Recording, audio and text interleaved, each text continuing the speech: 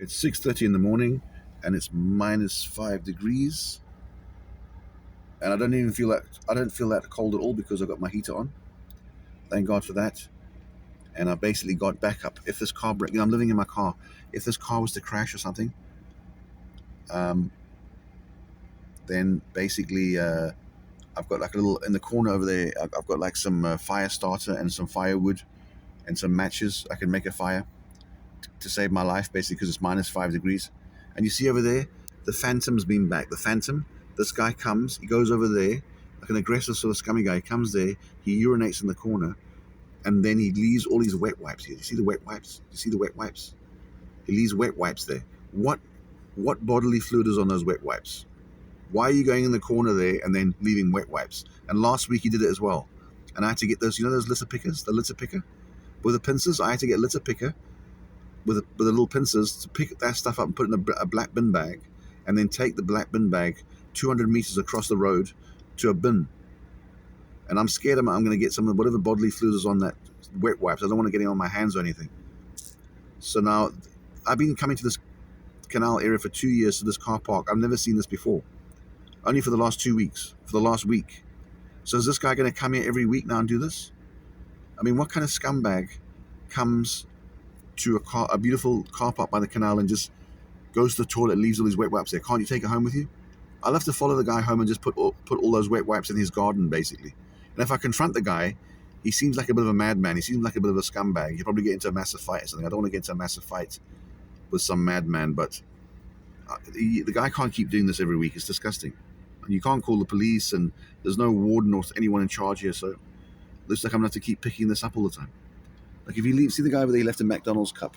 That's not so bad. I can pick that up, but it's just disgusting. Sometimes kids come here, like young thugs, not kids, like young 20-year-olds. They come in a car and they'll just throw all the McDonald's stuff away.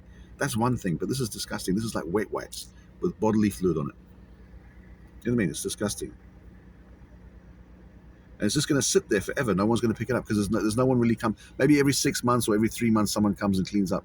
So I'm going to have to keep cleaning this up now. And if I see the guy again, I want to tell him off, but I'm a bit scared of the guy because he looks like a big, mad, aggressive scumbag. Even the way he comes driving, he just comes racing his car and like parks his car almost in the corner there. People should be banned if they're going to come and cause trouble like that. So basically just sitting in my car is quite a surreal experience because it's very cold. I can feel the cold air on my leg. It's almost like a fridge. But simultaneously, my feet are very hot. They're almost like very, very, very warm because obviously the heater. Thank God I got the heater. But I've got some firewood in my car. And I've got some fire starter outside the car. I've got some charcoal and fire starter, which I'm keeping outside of the car because I don't want it catching fire. I put it in the bush over there.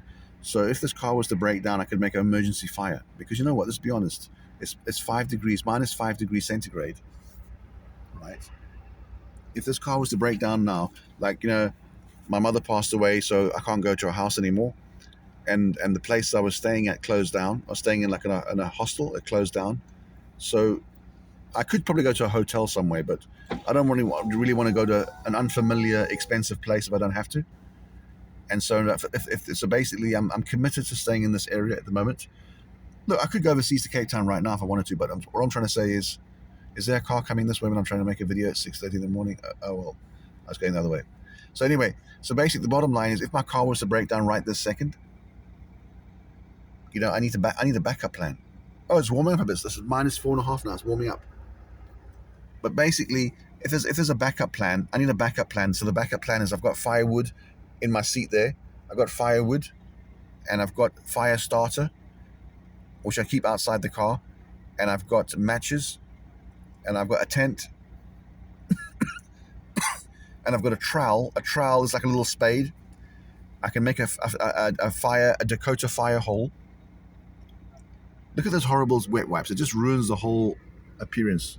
What a beautiful little area this is, and you just leave all your rubbish there anyway. What can you do? There's always some scumbag, isn't there? That's the thing with the canal. The canal is very beautiful, but because it's like a canal in a car park, any scumbag can appear at any minute, can't they? All it takes is just one. Why is it that inconsiderate people always win? You're on the beach, you're living in your house, wherever, everything's nice, and there's always one, and they're always like rough, intimidating people. There's always like some horrible, aggressive, intimidating scumbag will just appear out of nowhere, and they will do some horrible, inconsiderate things, and they always get away with it. Everyone's too scared to say anything, and they always get away with it, don't they? And they never learn their lesson. But hopefully one day they will. Hopefully one day they will go somewhere, and there'll be an even bigger, rougher guy who will say, "Hey, why are you doing that? Pick your stuff up." But people, seems to me, inconsiderate people, selfish people, they always win. They always get away with causing trouble. And the weak, nice guys like me, we always end up getting messed around, don't we?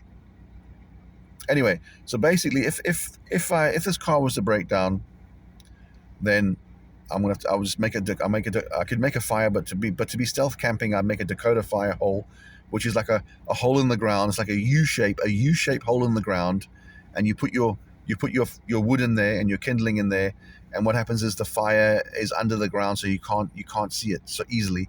And it also, because there's like two holes, because it's like a U-shape, because there's two holes, it sucks the air in from the one side, and so it's quite a strong fire, and also it's hidden. So I could make a Dakota fire hole, and I've got my tent and I've got my sleeping bag. Thank God I've got my sleeping bag and my duvet.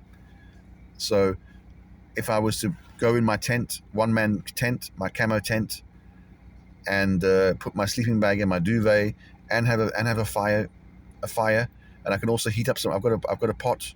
I can heat up some water. Although I need to get myself a hot water